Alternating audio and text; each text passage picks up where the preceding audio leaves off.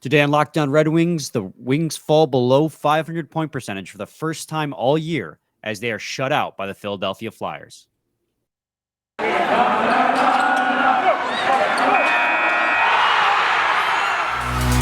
You're Locked On Red Wings, your daily podcast on the Detroit Red Wings, part of the Locked On Podcast Network, your team every day.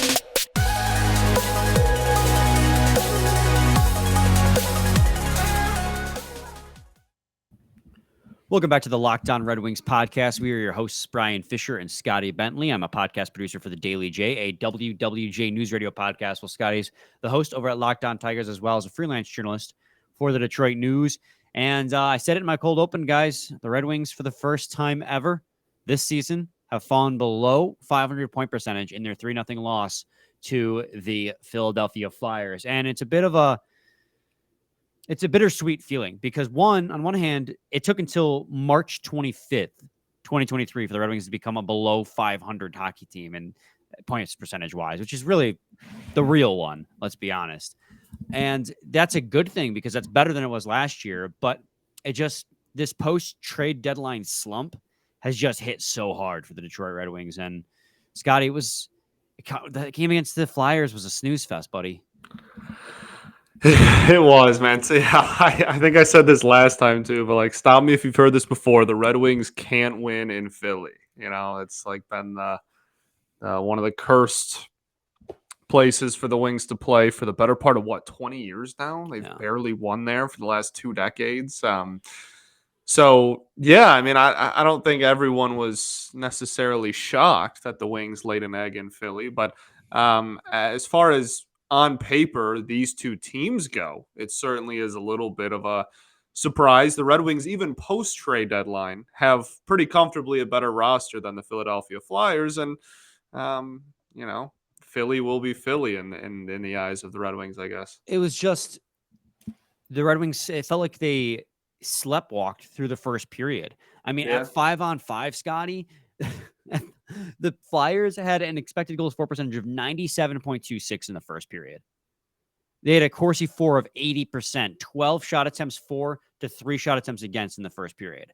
The only reason the Red Wings, the shots were even close at the end of the first is because the Red Wings had a power play and then a double minor power play in which they failed to do anything. It just felt like, and this is a trend, it feels like the first period.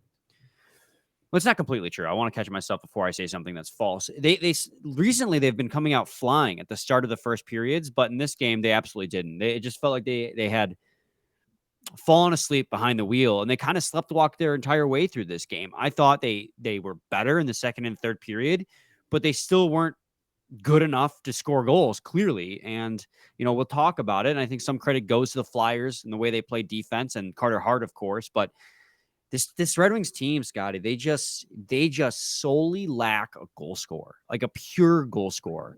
They don't have one. And in games like this, that's where that guy's gonna win you hockey games. And there's or even just get put on the freaking board, man. Yeah. You know what I mean? This is something. I mean, if you watch or listen every single day, this is something I've been saying for months now, since the early point in the season. This has been a concern of mine for the better part of a calendar year now. You're right, you're exactly right. This team doesn't have hey, nothing's finding the back of the net, nothing's falling, who are we gonna give the puck to get us out of that slump? Who's the guy we turn to when we desperately need to just get on the board? That player doesn't exist on the Detroit Red Wings in its current form. So that'll be something to circle for this offseason. Maybe we do early in the offseason, we do an offseason wish list for an episode or something. The problem is, again, is we looked at, we've already done an episode where we kind of looked ahead to the free agency because we were frustrated at the lack of goal scoring. Yeah. And there's really nobody on the free agent market this year that's not a stellar class. Not that you want to shell a ton of money out in free agency for a goal scorer, because that's the worst route you can go in terms of, getting that final piece, because you're going to way overpay. But you look at your system, and right now you look at your depth. The best center that you have coming up is Marco Kasper, and he might make the NHL roster this year. He will make the jump to the NHL, or not the NHL, the North America, in the offseason. but there's no guarantee he's going to be ready. And his ceiling, I mean, a lot of people think he's going to be the 2C. And so he's probably not going to be the guy. Carter Mazer, NCAA, he's dominating or was dominating until their season ended. And we'll talk about college hockey tournament a little later too. But you look at their system, it's hard to see anyone in their system who's going to be that dominating force. So you're left with, trade. That's the one route the Red Wings can go, but you're gonna have to give up a lot to get that guy in some sort of trade. And plus, there's not a lot of guys or not a lot of teams who are going to be in a let's trade our young goal scoring superstar mode. You missed the boat last season with DeBrincat. God, they gave up nothing for him. That one still frustrates me. But this is just one of those games, Scotty, where this team just needed that guy who can put pucks in the back of the net, and they didn't have it. And there's a lot more that went on in this game. And honestly, there's a lot that preceded this game that even helped lead to this outcome. But it was just a frustrating game because the Flyers are not a good hockey team. And then you had 6 minutes of power play time in the first and got absolutely dominated. It's just unacceptable. Yeah, no, it is. It absolutely is. And you said it earlier, the post deadline blues are definitely in full effect for the Detroit Red Wings the remainder of this season. Slipping under 500, like it's all this was supposed to happen post deadline after trading away who we traded away, but that doesn't make it any more enjoyable. And this game is certainly kind of the poster child or the biggest way to highlight that feeling. And yeah, for Philly specifically, like that's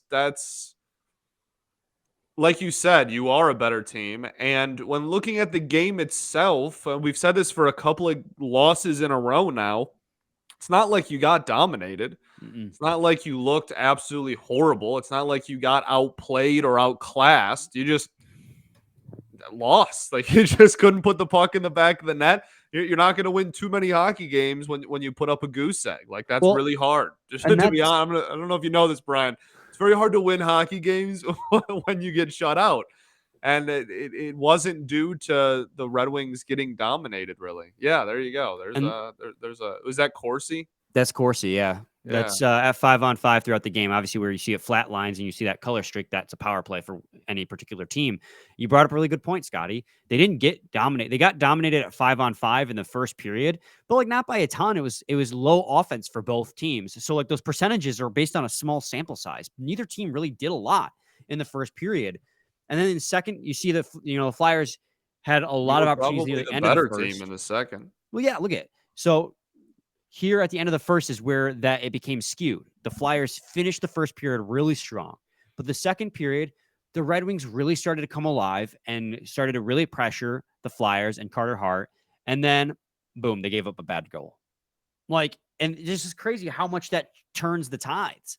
Because the Red Wings had 60% of the Corsi 4% or Corsi chances, shot attempts at 5-on-5 in the second period. They were the better team, but then just boom, bad goal given up. It's frustrating, and it just continues. The team has no goal scoring, so they're basically knocking on a door, pounding on a door for 20 minutes, 10 minutes, and nothing goes in, and then the other team comes back down the other way and immediately scores. And I'm not even going to talk bad about Nedeljkovic in this game because I thought he had a pretty damn good game. He had a goal save expected of exactly 1. So he was a pretty solid game, a damn solid goalie for the Red Wings in this game, and they needed that out of one of their goalies. But the team just can't put up goals. They're just pounding on a door for 20 minutes until they give up a goal themselves. It's mind-numbing. These games are mind-numbing. They're frustrating. God, I'm glad I had a beer in my hand. That's all I have to say. That was the saving grace watching that game. I guess when we come back, we'll continue talking about this game. I guess maybe talk more a little bit about the goaltending and the one player I thought had a pretty good game. But first, I got to talk to you guys today about Athletic Greens. This next partner is a product you got to use literally every day. Start taking AG1 because with one delicious scoop of AG1, you're absorbing 75 high-quality vitamins, minerals, whole food sourced superfoods, probiotics, and adaptogens to help you start your day right. This special blend of ingredients supports your gut health, your nervous system, your immune system, your energy, recovery, focus, and aging, all the things. It's lifestyle friendly, whether you eat keto, paleo, vegan, dairy free, or gluten free.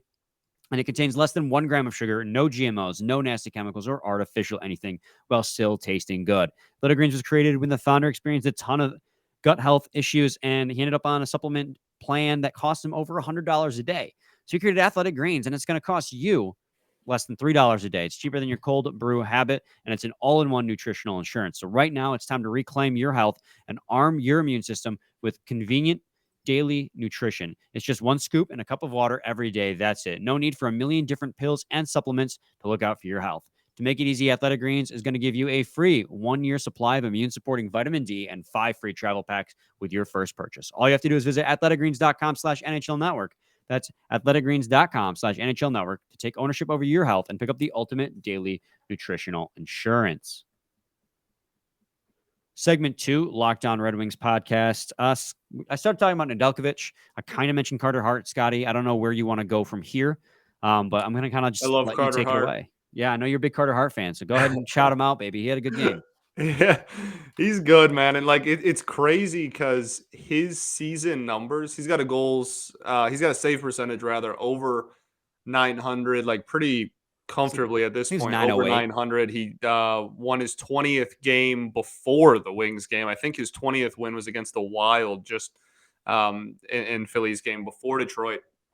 And he's still so unbelievably young, and they do not have a good defense. Like if they just put a league average to like, can you imagine like the future of that, like blue line and further back, like netminder and blue line there, of Carter Hart plus like a decent defense that could actually turn Philly's kind of like rebuild around really quickly. Like they wouldn't be a prolific offense, but like that, it wouldn't be giving up too many goals. And so I think that's really kind of the future of that organization, unless something you talked about on Friday, they say, screw it, rebuild 2.0. This isn't going anywhere. And they trade Carter Hart, which I guess is a conversation for an offseason episode. But I'm so fascinated by how talented and young that kid still is. Yeah. And what's really frustrating is because he's talented and young, and he's on a team that just now they fired their GM, but they're on a team that doesn't understand the direction that they're headed. Right. So yeah. They don't they're even gonna know. they're gonna waste his prime years spinning a wheel. So they either got to Right. move him or dedicate to a rebuild so you can at least get some good years out of Carter Hart. You wouldn't want a Jimmy Howard situation where you have a good goalie, but the team's sliding backwards the entire time he's in net, and then he ends his career as some kind of scapegoat. I'm a Jimmy Howard defender. Sorry, guys. So we know he had a really good game. I talked about how Nedeljkovic had a goal saved above expected of 1. He had a goal saved above expected of 3.79. So I just whipped my pen across my screen. I don't know how that happened. My point being here is, again, I just want to hammer home the point that the Red Wings had opportunities. Yeah, because I don't want to call it a good game, but they did have opportunities. They did bring the pressure. I think the Flyers did a really good job in their defensive zone and Mickey Redmond even mentioned this, of kind of taking away space from the Red Wings players, not giving them space to make plays happen. But he made saves when it matters. And they had opportunities. Now, again, if they had that goal scorer, it might have been a different story, and they don't have that guy. I love Dylan Larkin, but he's like not a 40 goal scorer. He's going to be like around slightly below a point per game player who's a great two-way center who can make things happen from time to time. He's an extremely valuable asset. Yeah, be a 30 goal scorer probably by the end of the season, but he's not the 40 goal scorer. He's not the pure sniper that the Red Wings truly need. And without that, they're not going to score enough goals. And it doesn't help too. So this kind of leads I'm not trying to insinuate anything here, but like, don't you think that Larkin's production would go up even more with like a solidified goal scorer too, right? Like, wouldn't you think, not like his assists, obviously, especially if they're on the same line, like but don't you think like his goal scoring would go up too? Don't you think you could add like 3 to 5 goals onto a like normal Dylan Larkin season if they had a threat that was greater than him to score goals, like that he was sharing the ice with? Like, we talk about depth so much and the importance of it, and that's just another iteration of that point. Is like if you push everybody down, half a peg, then you got a pretty darn good hockey team there. But you need And again, I've said this a million times this season. I'm not asking for like an 100-point a season player. I literally just want someone I would who, like that though. well, yeah, of course. I'm not asking for it either. But mostly it's like it's just the goal scoring. Like we have playmakers, we have dynamic skaters. Like there's a foundation that truly is there. It's just like there's no prolific goal scorers on this entire NHL roster, and that's really I think the biggest thing they're missing, especially on the offensive end. Yeah, I mean, I agree. And the other thing too is you mentioned it, pushing everyone down a peg. Well, right now everyone is playing up a peg because they are pretty obliterated with injuries. And it's crazy Wasn't that because crazy how like they were, and then like they 2 weren't. weeks they weren't, and we were like, "Oh, look." We think we did a whole episode on how they were finally healthy again. Yeah, Like we they're were like, pissing. they're healthy. Oh my goodness. This is actually the like going into opening night expected fully healthy roster. And then that lasted like 4 Yeah. games, and then now we're here again. Then Rasmussen went down, and then Robbie Fabry went down, then Ben Sherratt went down. Now And that's Zadina's hockey. Like out. that's It is. that's why you have depth. Like that's always going to happen. That's never not going to happen. Yeah. But It does hurt. when a team is in the position that the Wings are in, where you're right in the middle, and like it really, depending on health and night to night performances, you could break either way in the standings on a night to night basis. That makes it a little more obvious. They Yeah. have trotted out this season in the last few games. They've had trotted out a Chison, Luff, Zarnik line, and all three of those guys have played most of their season in the AHL. And again, I mean, those Respect are that, Luff. good depth pieces to have on your roster to be able to call up, and we've praised that before. But to be so banged up that you have to have an entire line filled with just fringe NHL guys that you had sitting as depth in the AHL just proves how banged up you are. And again, Zadina on his own isn't going to save a season. Sherratt on his own isn't going to save a season. Rasmussen on his own, although I do really miss Rasmussen, he's having a great year, isn't going to save a season. Neither is Fabry. But all four of those players coming back is a bona fide NHL player, regardless of how much crap we sometimes talk about in those individual players on any given night, and particularly too.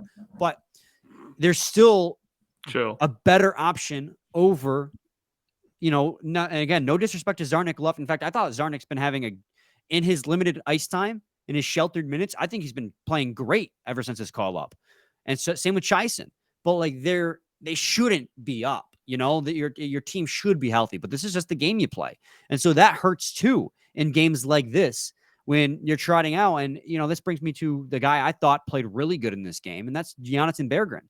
He played 2/3 of this game with Zarnik and Luff, and he made them look way better than they were pretty much the entire game until he finally got promoted to the third line, and they put Chison down on the fourth because their line blender got out in the third period.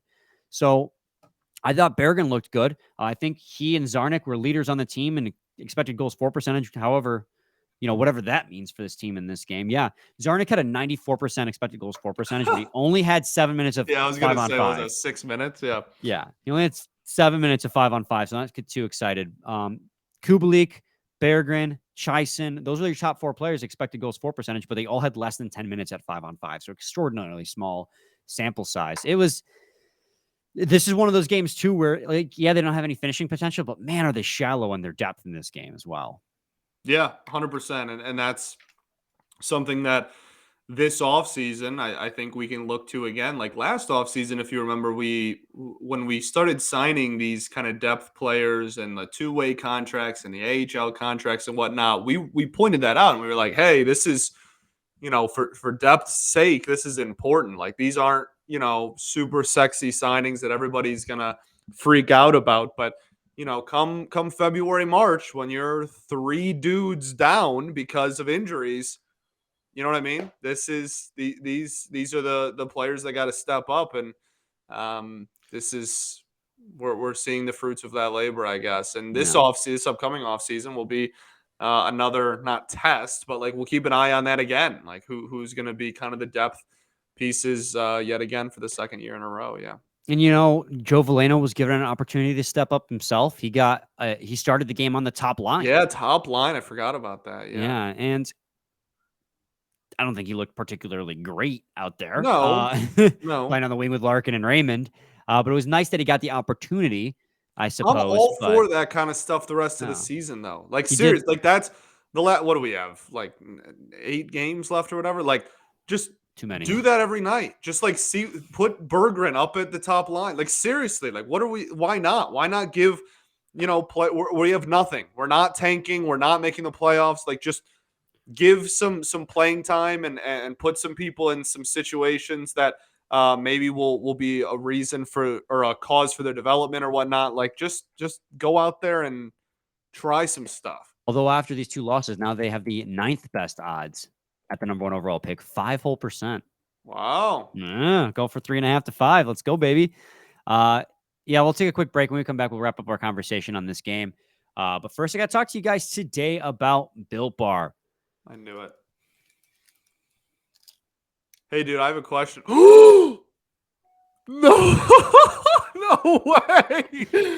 No way. I was literally going to ask you. I was like, have you tried the churro Built Bar yet? That's crazy. Have you eaten one yet? I did try one yesterday because I was curious. I do like it. And it changed your life. Yeah. So we're going to eat this bad boy right now. And it changed your life. Let's take a couple bites of this bad boy. So yeah, as you guys know, you should have just let me do the read if you wanted to eat while we were doing it. Just gonna. I don't have it pulled up now, you weirdo. I hope it's good though. I mean, it's chocolate and cinnamon on a marshmallow. It's so good. You get to a point where you try a churro Built Bar and you go, "Wow, I remember this date, and there was a time before I tried this, and then there's the rest of my life, which is better." So, funnily enough, you know how we always tell you guys on the Built Bar reads that, obviously order from Built.com, but now they're at Sam's Club and they're at Walmart. Yeah.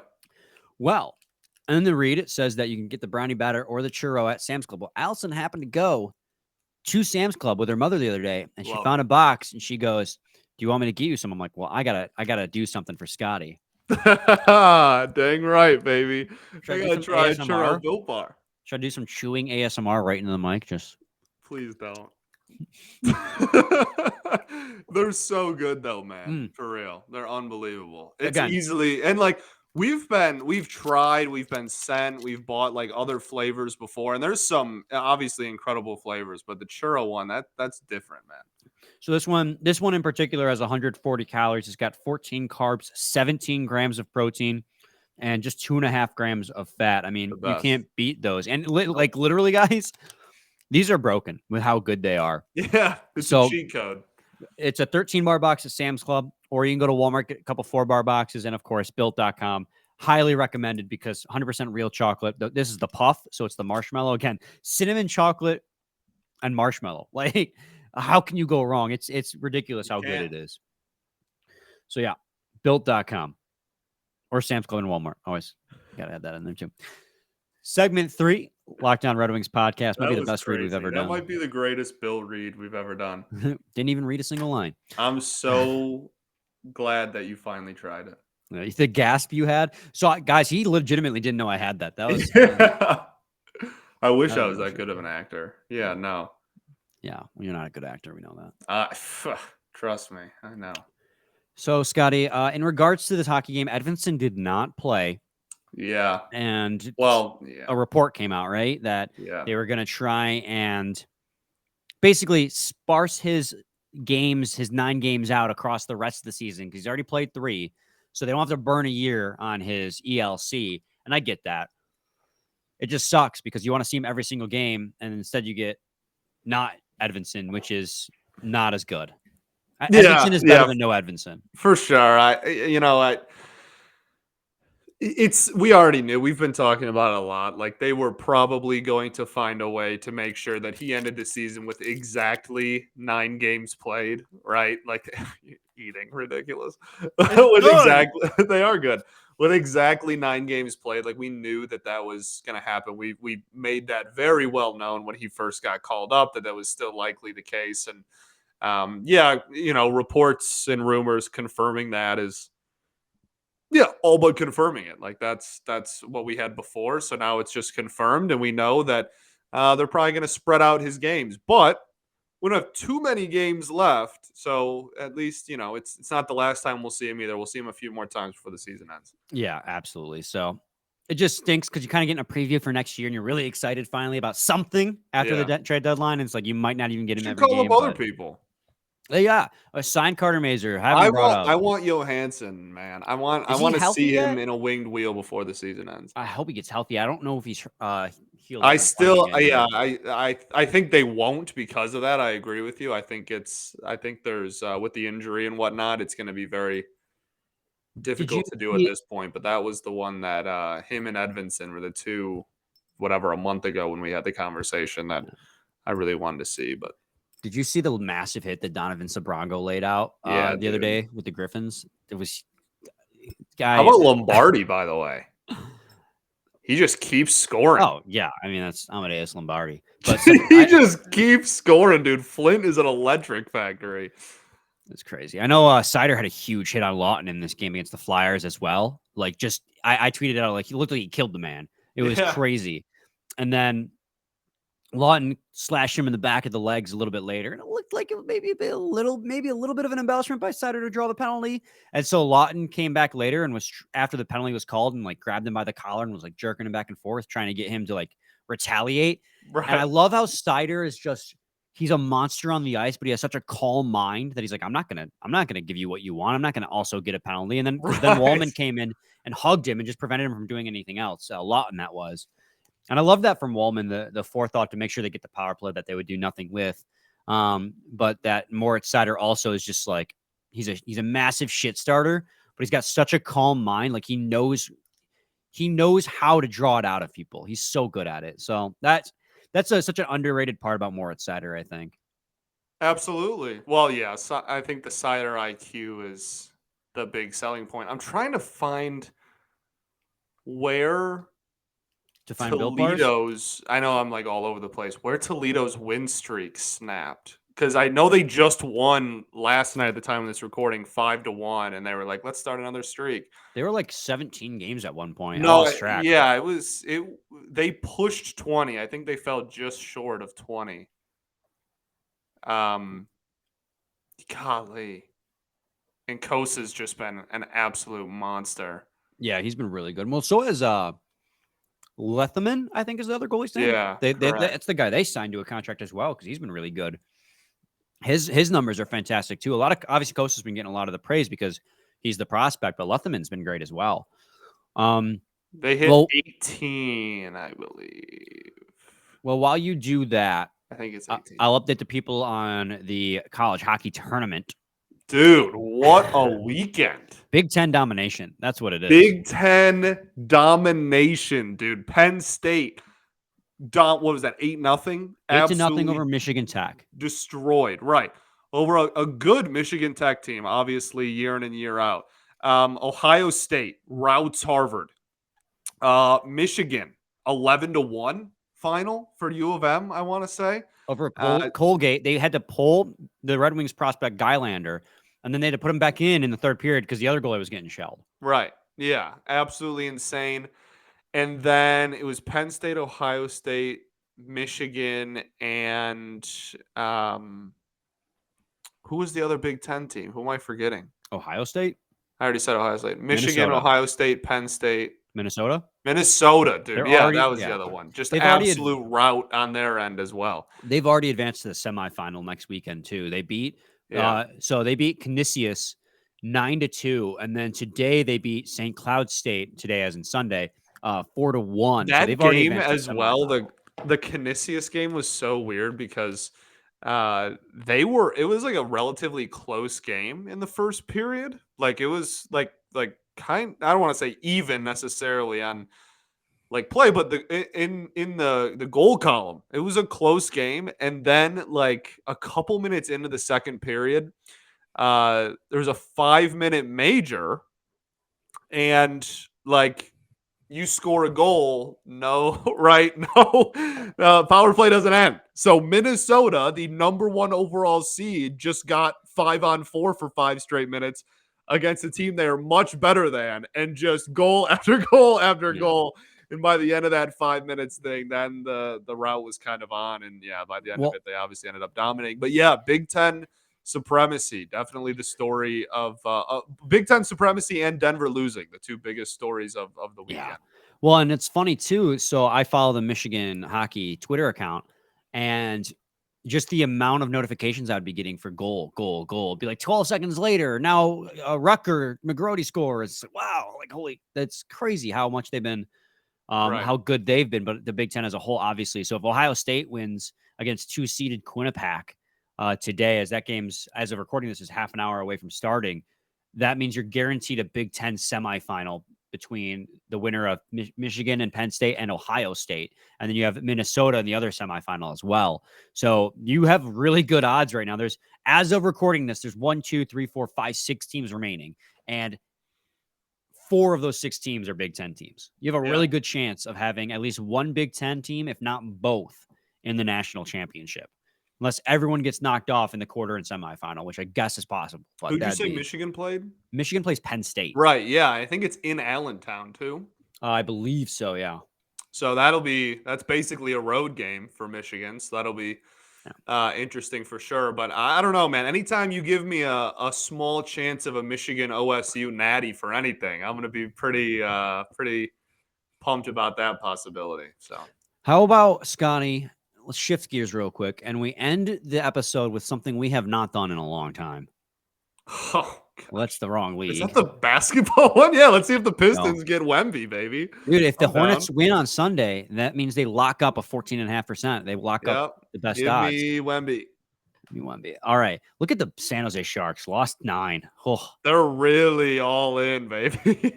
All right. Let's see how many times it takes the Red Wings to jump from 9th best to first best. And just to give you, pick odds. I want to show you guys this. So the Red Wings as a whole can only jump up. They have a 5% chance of jumping from 5 to first, a 5.5% jumping from 9th to second. And then they can't go up 3, 4, 5, 6, 7, or 8. They can only, after that, they can only stay pat or drop. Right. They have obviously either the best you go to the top 2, you stand pat, or you drop at least 2. Remember, that changed after the Red Wings got screwed. Correct. Yeah, so, super fun stuff. Which, I mean, worked out because Laff hasn't done much, but I think that's more of a Rangers problem because they have failed to develop both Capo Caco and Lafreniere. Correct. That's crazy. Dude, how are they so... Capo's draft profile was crazy. It's amazing how good, like, they're already so good, over 100-point team. Yeah. And they're young, too. How good they can be or could have been if those 2 players had been developed the way they should have. Can be. Yeah, still young. Yeah, but... So, okay, let's start simming this.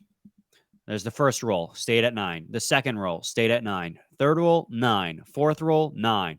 Fifth roll, 9. Sixth roll, 10. Seventh roll, second. Okay, we're getting closer. That's Fantilli or Michkov right there. We're not ending until we're at number 1. Eighth roll, I forget what I'm already on already. This is going to be an hour-long episode. No, we're going to get it. 9. 10, damn it. 9, 10, 9. Why are you sounding surprised? You have a 5% chance. I don't even know how many rolls this is at anymore. I'm just spamming it until we get 1. We're not ending this episode until we get 1.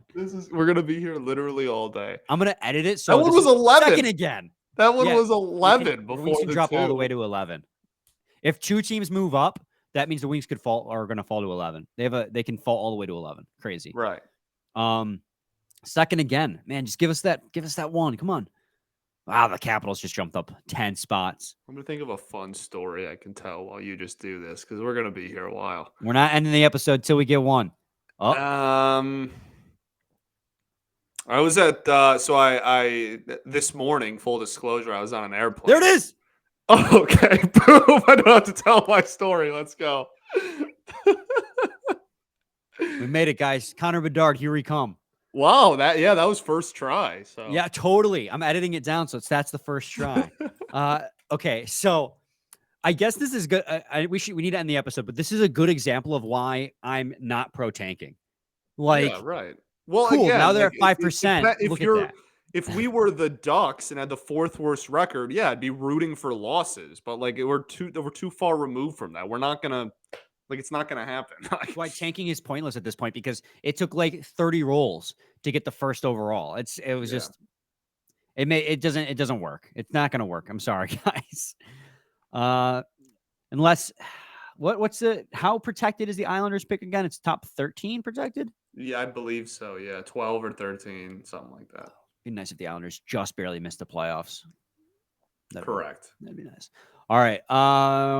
Any final thoughts, dude? We ball. All right. We'll be back with a new episode tomorrow previewing the game against the Pittsburgh Penguins. So make sure you stay tuned. Same time, same place to your team every day. Every day.